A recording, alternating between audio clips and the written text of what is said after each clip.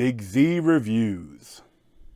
The Two Popes is a Netflix film that was also up for a bunch of Oscars, and that's kind of why I watched it.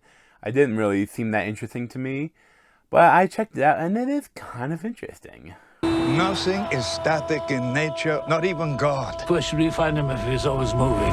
On the journey? Oh, perhaps we'll find God over there on the journey. I'll introduce you to him. People must remember that you are not God. You're only human. So The Two Popes was directed by Fernando Meirelles, and it stars Anthony Hopkins and Jonathan Pryce as the Two Popes. And I mean, if you follow like what's going on in everyday, you probably know about what happened with the popes. You know, the Ratzinger, which was a Nazi, like he was a Nazi youth, and he kind of let a lot of the child molestation happen, and he kind of in disgrace or wanting to be end of it, he left, and then the new pope came in. And he's the one we currently have. And he's kind of like the whole thing that like he acts, like he says in a plane ride, he sounds very modern. But then in what actually he does, it's just mostly all the same.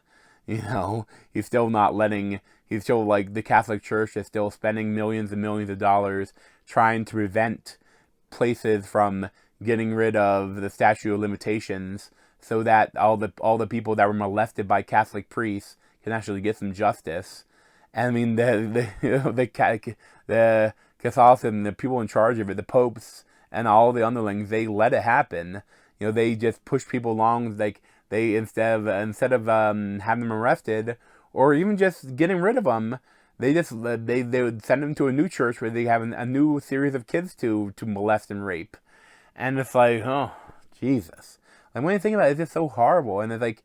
And they try to give person, but I wasn't expecting to like it. But I kind of got into it. Like it's interesting what they did. I mean, like it's just essentially the movie is just these two guys talking for most of it, and you also see some flashbacks for like what happened in the past.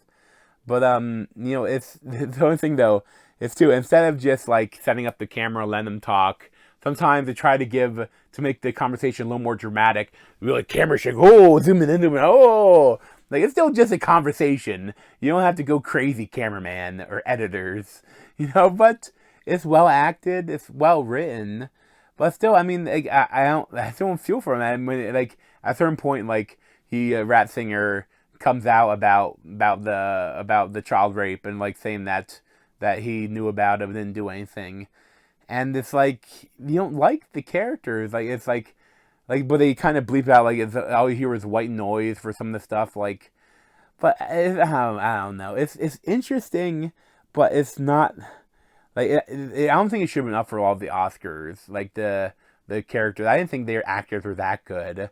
And I mean, they were fine. And the filming was fine. It was interesting, but it still didn't change my mind that, they're scumbags, Like, what you gonna do? I could probably give like a 7 out of 10, 6.75 out of 10. But thanks for watching. You gotta really put it on my head and subscribe to the Z over there. Thanks. This has been a Big Z movie review. Thanks for watching.